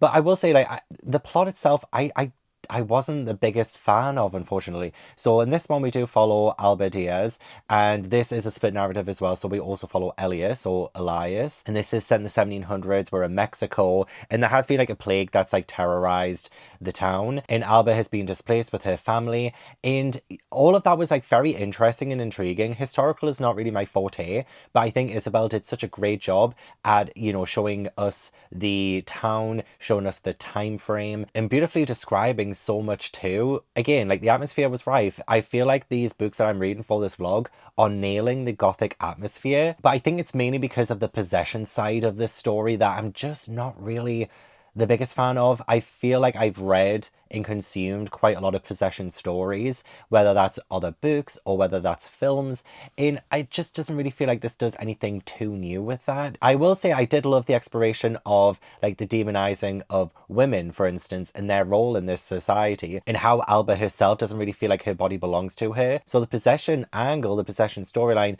does perfectly capture that kind of feeling that Alba has towards her own body. And it does juxtapose so beautifully with like women's rights and, you know, women's place and feeling like they belong to their husbands, or they are just like told what to do all the time and they don't have as much of a voice or as much power as their male counterparts back then too. So again, I do think this was like amazingly written, beautifully explored themes. The inciting incident happens and Alba does kind of change a little bit, and we see some really scary things happen, such as her sleepwalking. So there are some moments where something bad has happened or something scary has happened, and Alba is questioning whether she's the one who did it because she can't quite remember what she does when she is asleep. And there's the whole like sleepwalking angle that really does scare me, because when your body is just acting on its own accord and you can't control it, like sleepwalking, that is a very scary concept and a very scary reality for a lot of people who do sleepwalk. I don't think I've ever sleepwalked.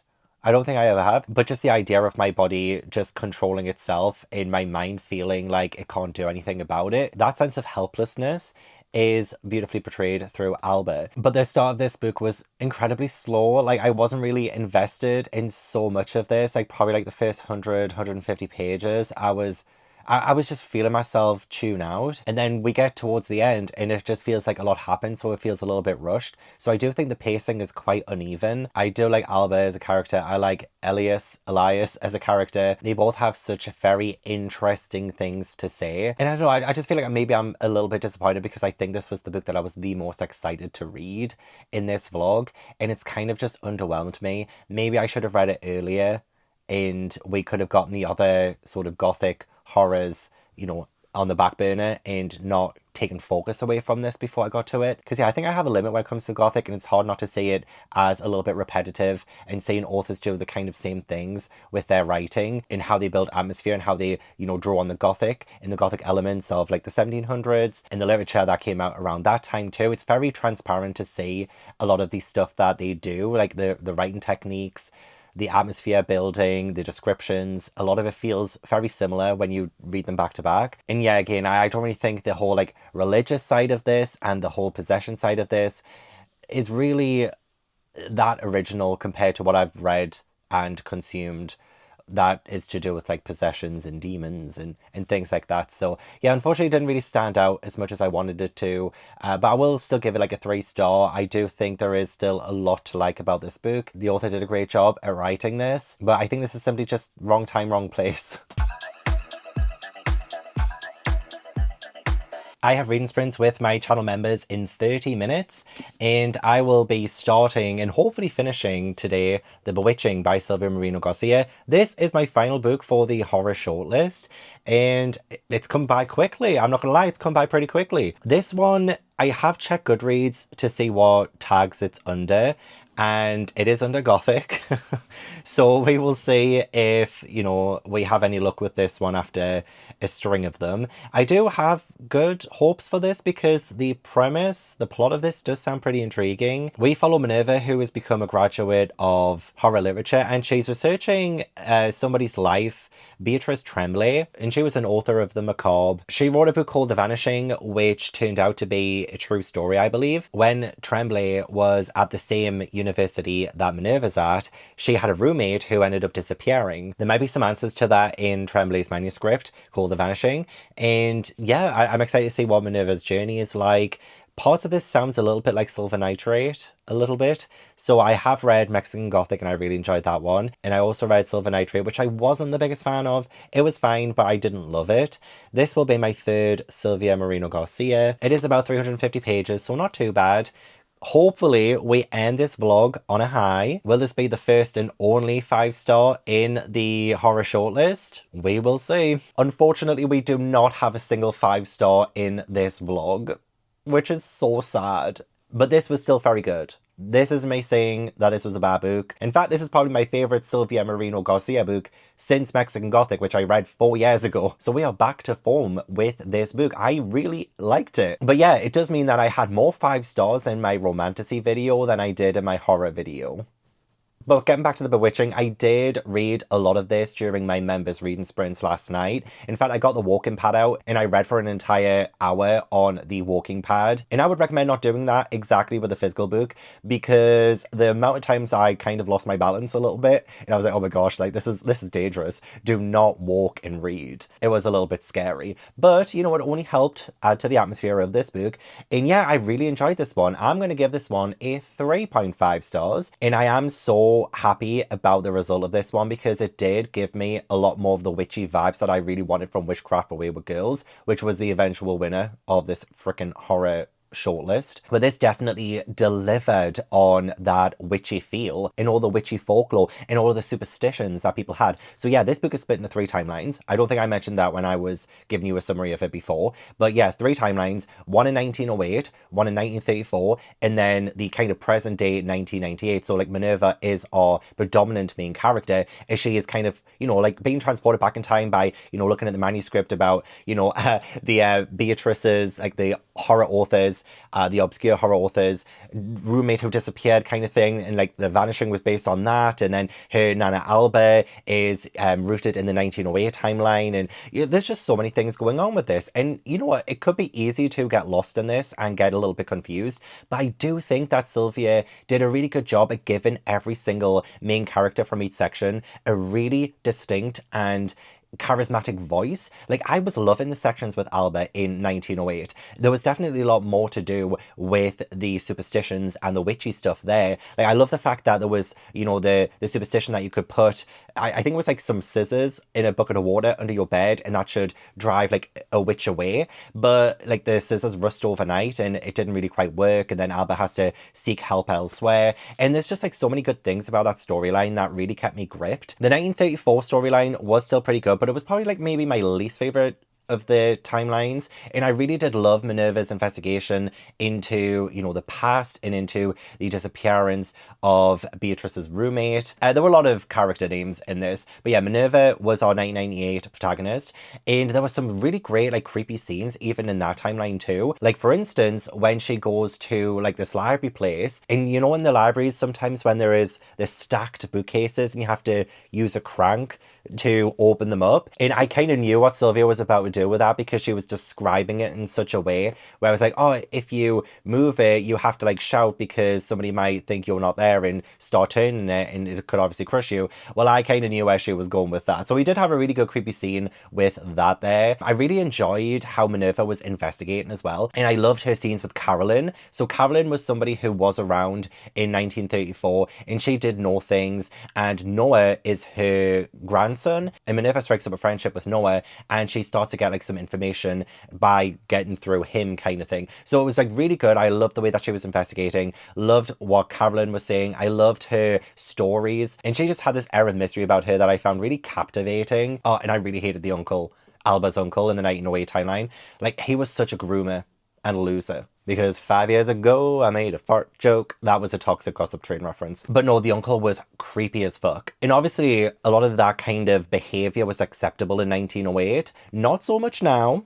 Definitely not so much now. So yeah, I was keeping an eye on him, because I was like, you're giving off groomer. And poor Alba as well, none the wiser. But yeah, it felt like there were like some like distinct antagonists in these sections too, in the timelines, and it was really fun to follow along with. Not so much to begin with. I do feel like it takes a bit of time to get into it, but once you get into it, I'm telling you, like about 120 pages, and Silvia was cooking with gas by that point. So yeah, 3.5 stars. We end the vlog with a pretty solid rating. Again, gutted that we didn't get a 5, but hey, shit happens. So I will give you my official ranking of these books, and I will compare them to the actual top 10 of the Goodreads shortlist. So the exact top 10 for the Goodreads shortlist is Witchcraft Wayward Girls at number 1, then Never Flinch, The Buffalo Hunter Hunter, The Bewitching, Play Nice, Bat Eater, Hungerstone, We Love You Bunny, The Possession of Alba Diaz, and then The Lamb is in at 10th place. So for me, in 10th place would be We Love You Bunny by Mona Awad,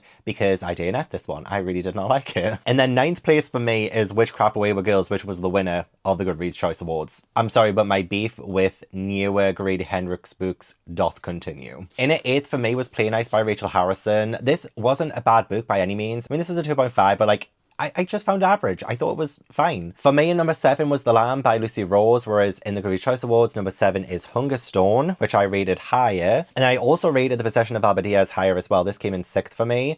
Came in 9th in the Goodreads Choice Awards, but Badida came in 6th in the Choice Awards. The Bewitching came in 5th for me, but it came in 4th in the Goodreads Choice Awards, and Play Nice came in 5th. Immaculate Conception is my number 4. It didn't even make the top 10 in the Goodreads Choice Awards, and this replaced Never Flinch, which came in 2nd. My number 3 is Hungerstone by Kat Dunn, and this came in 7th in the Goodreads Choice Awards. My number 2 is The Buffalo Hunter by Stephen Graham Jones, which came in 3rd in the Goodreads Choice Awards. So my number 1 is Badida, and this came in 6th in the Goodreads Choice Awards. I cannot believe it. And obviously Witchcraft Wayward Girls was number 1, not this. But this is my number 1, okay? This was my number 1. And it came so close to getting a 5-star as well. I might as well just go ahead and give it a 5-star instead.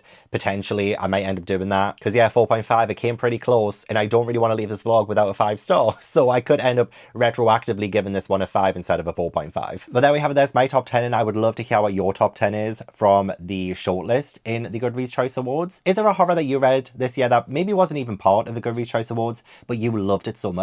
Please let me know down below. I would love to get some great horror recommendations. But yeah, that's pretty much the end of the video. So thank you so much for watching. I really appreciate it. Don't forget to leave this video a like if you enjoyed. Subscribe if you haven't already. Feel free to join my channel memberships too if you would like more content. And I hope I will see you in the next video. Bye.